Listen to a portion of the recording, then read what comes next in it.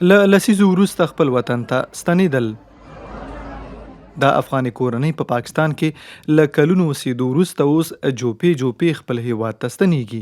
په دوی کې ډېر په زور اړ شوي او ځینې د نیولو له ډاره پاکستان پرېږدي. پاکستان په 2023 کال کې د افغان کډوالو پر وړاندې سخته پالیسي غوره کړه او روان کال خو یې هغه هیواد کې د افغانانو پر ضد عملیات هم پیل کړي دي.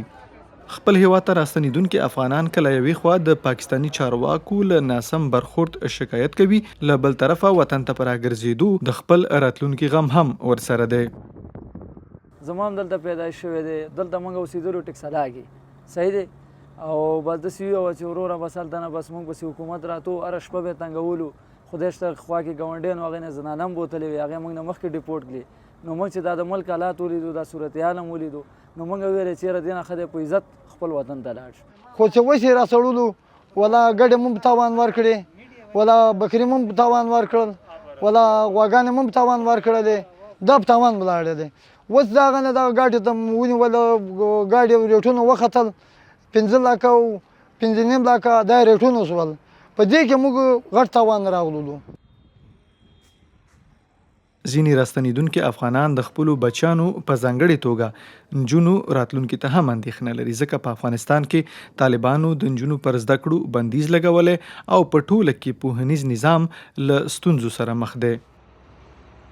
زما ورور چې دا اوس تقریبا انجینرینګ کې، زما یو وړوکی خور چې دا هغه هم تقریبا د میټریک پاس کړی دی، یو بچی مې دی هغه تقریبا قرآن پاک حفظ کړی، دا ټول تعلیم نه پاتې شو.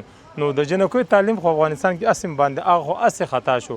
زما د ورور لکه لایف هغه هم خراب شو، زمونږ هم سره خراب شو. پاکستان کې هم داسې چوټه موټه کاروبار کوو، هغه هلته پاتې شو.